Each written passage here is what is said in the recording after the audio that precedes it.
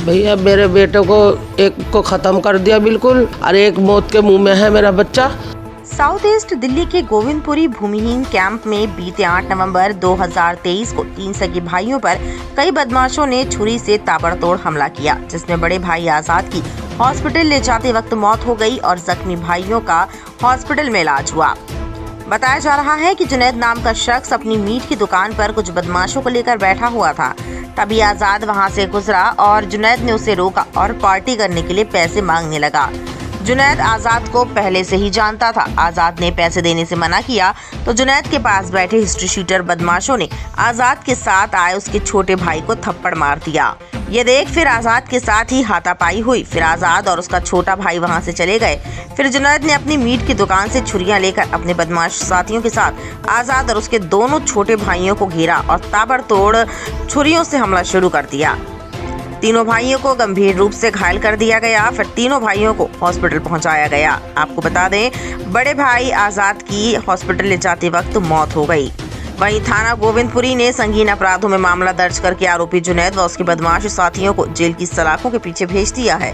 वहीं पीड़ितों का कहना है कि उन्हें अभी भी जुनैद के गुर्गों द्वारा जान से मारने की धमकी दी जा रही है। वहीं पीड़ित परिवार दहशत के साए में जी रहा है। क्या नाम है आपका? मेरा नाम है मोहम्मद इरशाद। 8 नवंबर को जो घटना हुई थी, हाँ जी, आप लोगों पर छुरियों से हमला किया गया था जी, इसमें एक भाई आपके आजाद नाम की डेथ हो गई। जी जी क्या है पूरा मामला, बताइए। जी, ऐसा है, हम थोड़ा पूजा मसाला गाड़ी के अंदर आ रहे थे तो थोड़ा गाड़ी वहाँ पे जाम वाम भी लग रहा था। तो वहीं पे एक भाई का दोस्त था जुनैद, वो बैठा हुआ था बकरे की दुकान पे। तो वहीं पे गाड़ी थी तो भाई ने जुनैद ने उसको देख लिया भाई को। तो जुनैद की दुकान थी वो उनने ले रखी थी शायद, उसकी तो आगे दुकान है, अच्छा, उसके आगे दुकान है, उसने शायद किराए पे लिए होगी जो भी है। तो वहाँ पे भाई को बुला लिया उसने आवाज़ मार के। तो ऐसे करके तो फिर वो अंदर से आवाज़ है उसके दोस्त यार, उसने ही बोला हाँ भाई पार्टी चल रही है, पैसे वैसे दे दे कुछ, ऐसे करके। तो भाई ने बोला काय बात के। फिर उसमें से जो अंदर जो थे वो बदतमीजी करने लगे, काय बात के, मतलब उल्टा सीधा बोलने लगा। मैंने भाई बदतमीजी करो, हम पैसे काय बात के थे। तो उनने मेरे छूटते ही एक नेपाली सा उसने मेरे थप्पड़ मार दिया। तो फिर मेरे बड़े भाई को भी गुस्सा आया तो उसने भी थोड़ा हाथ छोड़ दिया उस पर। तो थोड़ा ऐसे हाथापाई चलने लगी ऐसा करके। तो मैं अपने भाई को लेके थोड़ा सा वहाँ धोबी घाट की तरफ वहाँ चला गया। मैं धोबी घाट की तरफ चला गया, जहाँ मच्छी मार्केट के पास धोबी घाट है, तो वहाँ चला गया। तो फिर वहाँ पे हम दोनों भाई बात ही कर रहे थे। वहाँ से मामला ख़त्म हो गया। फिर हम दोनों भाई बात कर रहे थे, बड़ा भाई और मैं, आज़ाद और मैं। तो बात कर रहे थे। फिर मैंने वहाँ बाजबल्ली की तरफ मेरा मुँह था, तो वहाँ से मैंने देखा 7-8 लड़के भागते हुए आ रहे हैं बाजबल्ली वालों की तरफ से। तो मैंने अपने आज़ाद भाई को बोला कि मैंने भाई वो ऐसे वो लड़के आ रहे हैं, मैंने चल निकलते भाई यहाँ से। कह रहा मैं चल लाडा मैं देख लूँगा ऐसे करके। मेरे भाई ने बोला कि मैं देख लूँगा जो भी है। तो अब हमें पता नहीं था भैया वो तैयारी की छुरी उरी लेके आ रहे हैं ऐसे करके, भाई को भी नहीं पता था। तो जैसे भैया वो आए, उन्होंने सीधा आते ही मेरे यहाँ पे साइड पेट पर मारा। जो ये है मेरा चाकू छुरी का है, ये मेरे छुरी का निशान है। इससे मेरी आते हैं अतड़ी जो होती है वो बाहर आ गई, अतड़ी जो बाहर आ गई। और ये मेरी सर्जरी करी गई है पूरी, यहाँ से लेके नीचे तक है, ये पूरी नीचे तक है। फिर उसके बाद क्या नाम मेरा क्या नाम भाई के मेरे जो बंदूक है वो मेरे सर पे जगह जगह उन्होंने मारी उल्टी की तरफ से ऐसे करके। तो मेरे जगह जगह इतने मोटे मोटे जख्म थे। फिर मेरे भाई के बारे में मेरे भाई को हाथ में उल्टे हाथ पे छुरी मारी जो आर पार हो गई थी मेरे भाई की। मेरा भाई थोड़ा आगे की तरफ बस स्टैंड है 29 का, उसकी तरफ थोड़ा सा भागा वो, तो उसके थोड़ा ब्लीडिंग थोड़ा सा हो गई और किसी ने उसका साथ बात नहीं दिया। बस थोड़ा गाड़ियों के सहारे मतलब खड़ा हो पा रहा था। फिर जब थोड़ा ब्लीडिंग ज़्यादा हो गई, थोड़ा उसको संभला नहीं, चक्कर वक्कर आने लगे ब्लीडिंग ज़्यादा होने के बाद, तो वहीं गिर गया वो। और उस बेचारे का फिर उसके बाद क्या नाम मुझे इतना पता नहीं है फिर क्या नाम उसका। फिर मेरी मम्मी और मेरा भांजा आया, उन्होंने मुझे क्या नाम रिक्शे पे वहाँ से उठा के रिक्शे पे से रेडी पे बिठाया। और क्या नाम वहाँ से एक एम्बुलेंस आ रही थी मच्छी मार्केट की तरफ से ही। तो वहाँ पे हमें पता नहीं था वो हमारी है। फिर उन्होंने बताया कि हाँ तुम्हारी है, किसी ने फ़ोन करा था। तो मेरी मम्मी ने और मेरे सलमान भांजे ने उसमें मुझे एम्बुलेंस में भेजा सीधा। फिर उन्होंने ट्रामा सेंटर मुझे ट्रांसफ़र करा। तो ये वाली बात हुई। फिर 3-4 जब नीचे मुझे कर दिया गया तो 3-4 दिन बाद मुझे थोड़ा बहुत होश आया। तब मेरा थोड़ा फिर पाइप निकाल दिया, 4-5 दिन के बाद पाइप निकाल दिया, थोड़ा बहुत बोलने लगा। तो फिर मैं मैंने छूटते अपने भाई के बारे में पूछा, मेरे बड़ा आज़ाद भाई कैसे हैं? तो वो कह रहे ठीक है वो ऊपर ही हैं ऐसे करके। तो मेरी भी कंडीशन ऐसी थी कि बस मरने वाली थी। तो मेरे घर वालों ने किसी ने भी मुझे यही नहीं बताया कि मेरे भाई की उसी दिन ही डेथ हो गई थी जिस दिन हमें ट्रांसफ़र करा था ट्रामा सेंटर में। तो मुझे इसलिए नहीं बताया गया क्योंकि उन्हें पता था कि मेरे बच्चे के एक बच्चा तो मेरा चला गया, दूसरे बच्चे की भी ऐसी कंडीशन है, अगर मैं उसे ये खबर बताऊंगी तो क्या पता मेरा बच्चा ये भी ना बचे। मुझे लगा मेरी बहन ये बताएगी, पर मेरी बहन ने मुझे ये बताया गया, छोटी बहन ने, उनका नाम रेशमा है, कि भैया ऐसा है तेरा भाई ना ख़त्म हो गया। अब मुझे एकदम बिल्कुल भी विश्वास नहीं हुआ कि मेरा बड़ा कौन सा लगता है आपका? हाँ जी, थाना कौन सा? गोविंदपुरी। तो अभी तक कितने लोग गिरफ्तार हुए हैं? अभी ये 4 हो गए हैं। जो मैन था वो जुनैद था वो भी गिरफ्तार हुआ? हाँ जी, वो तो ट्रामा सेंटर से ही उठवाया गया है, मेरे छोटे भाई ने उसे उठवाया क्योंकि, और वो तो क्या नाम, भांजे के साथ में एम्बुलेंस में गया भाई के साथ में, और देखने गया कि जिंदा है या मर गया है, वो साथ में ही गया था ट्रामा सेंटर में। तो मेरा छोटे वाले भाई के पास फ़ोन आया था पुलिस वालों का, तो उन्होंने बोला भैया ऐसा है जुनैद को पकड़ो पहले, वो सब बता देगा। तो ट्रामा सेंटर से फिर उस जुनैद को उठाया वहाँ से, फिर उसको जब पड़े होंगे डंडे डंडे तो फिर उसने बाकियों का नाम लिया है। तो चार क्या चाहते हैं आप? जी बस मेरा भाई ख़त्म हो गया, मैं ही बचते बचते रह गया, छोटा वाला भाई भी वही बच ही गया कैसे ना कैसे करके। इनकी तो ऐसी कही चालती, हमें तो पता भी नहीं था इतना बड़ा हादसा हो जाएगा या ये ऐसा करेंगे। ऐसे में तो हमारे तो एक बड़े भाई तो हमारे पहले ख़त्म हो गए हैं, अब 3 भाई बचे थे, ये तीनों भाई भी अभी निकल जाते तो बचता क्या, मेरी माँ तो अकेली पड़ जाती। अब तीनों भाइयों पे ये मैं ही मरते क्या मदद चाहते हैं? मैं तो बस ये चाहता हूँ कि मेरे भाई को इंसाफ मिले, बस उन पे जितने भी जो भी हैं बंदे जिन्होंने हमारे साथ ऐसा करा, सख्त से सख्त उन पर कार्रवाई हो, और मैं चाहता भी नहीं वो बिल्कुल भी छूटें। क्या नाम है आपका? मेरा हसीना बेगम। जी बताएं, क्या है पूरी घटना जो 8 नवंबर को हुई थी, क्या कहना चाहती हैं?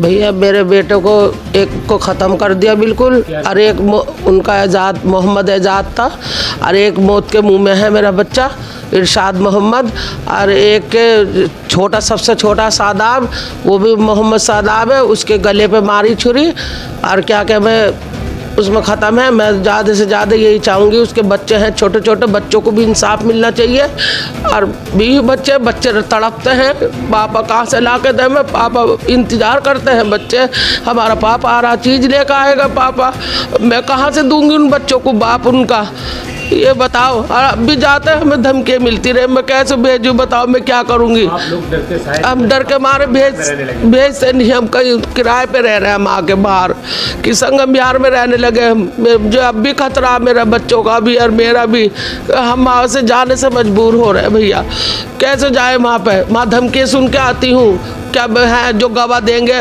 उन गवाही देंगे, हम उनको बिल्कुल ही मार देंगे, ख़त्म कर देंगे हम बिल्कुल ही, कहाँ से गवाही दे देंगे।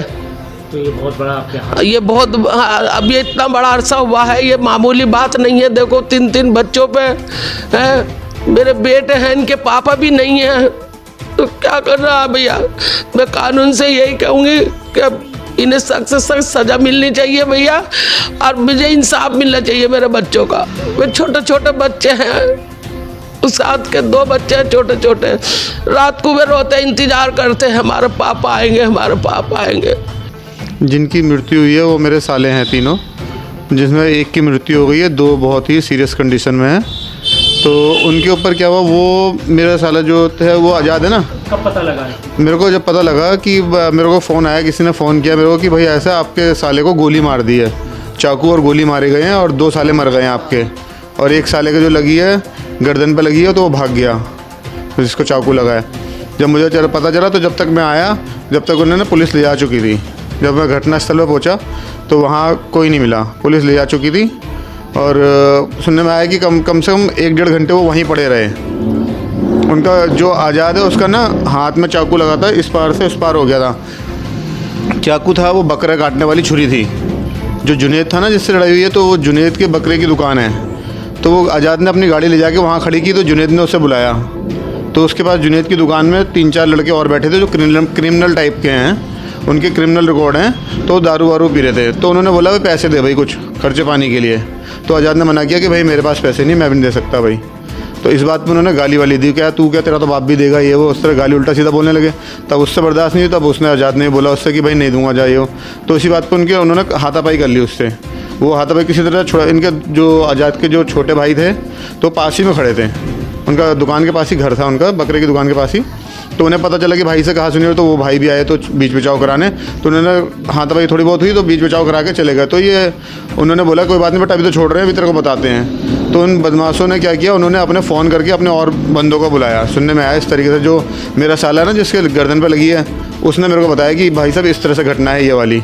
इस तरह से इंसाफ होना चाहिए उसके साथ, उन्हें न्याय मिलना चाहिए। और सारे के सारे जितने भी इन्होंने मारा है उन सब की CCTV फुटेज भी है। पुलिस ने उनकी CCTV फुटेज निकाली है। जुनैद की दुकान से चाकू निकालते हुए, उठाते हुए हमला करने के लिए जो लेके जा रहे हैं अपने, ये सब उनके पास फुटेज है पुलिस के पास। तो उनके खिलाफ सख्त से सख्त कार्रवाई की जाए। पूरा मामला है ये D212 भूमिन कैम्प में हम तीनों भाई थे वहाँ पर। वहाँ मेरी माता जी थी, मेरी मम्मी, क्योंकि जो अंदर बैठी हुई थी वो दुकान के अंदर, तो हम तीनों भाई बैठे थे वहाँ, खड़े हुए थे। तो वहाँ बगल में नौजवान कैम्प में एक जुनैद की दुकान है गोश्त की, वो मेरे भाई का दोस्त था। उसने उसको आवाज़ दे के बुलाया, ठीक है, आवाज़ दे के बुलाया। तो वहाँ पर उसकी क्या हुआ, वहाँ पर कोई बंदे उससे पैसे से मांग रहे थे, जो कि उनने नहीं दिए। उनने नहीं दिए तो उन बंदों ने गाली बकी, तो उनने मेरे भाई ने थप्पड़ मार दिया। भाई का नाम क्या है? मेरे भाई का नाम था आज़ाद। तो उनने थप्पड़ मार दिया आज़ाद ने। तो हमें फिर वहाँ से आवाज़ मिली ये लफड़े की, तो हम दोनों भाई वहाँ जाके पहुँचे। हम दोनों भाई जाके पहुँचे तो हमने सुलझाया। तो हमने सुलझाने के बाद वो जुनैद कहता है तुझे बाद में देखूँगा। तो बाद में देखने के बाद तेरे को छुरियों से मारूँगा, ये चीज़ बोली, छुरियों से मारूँगा तुझे, और तुझे बाद में देखूँगा, अभी कुछ नहीं कह रहा। तो ये सब चीज़ करने के बाद हम मंदिर की साइड से हम धोबी घाट तक पहुँचे थोड़ी देर के लिए। और उतने में ही धोबी घाट पे हम बात ही कर रहे थे, वहाँ से 15 और 9 बंदे करीब एकदम आए, चाकू आके लेके, छुरी थी उनके पास, एक के बाद कट्टा लगा हुआ था, जो कि उससे चल नहीं पाया। आते सबसे पहले मेरे साथ पे वार करा, जो पेट में लगा था, उसके आते बाहर आ गई थी अतड़ी, वो सब हो गया था। उसके बाद पिस्तौल पीछे से मारी थी उसके सर में, जो गिर चुका था। जब मेरा भाई दूसरा आया आज़ाद, उसके हाथ में चाकू मारा था, आर पार हो गया था। आप क्या चाहते हैं? मैं कानून से इंसाफ चाहता हूँ। मेरा भाई चला गया, मेरे भाई का कोई कसूर नहीं था। BBC 24/7 के लिए गोविंदपुरी भूमिहीन से आलम मंसूरी की ब्यूरो रिपोर्ट।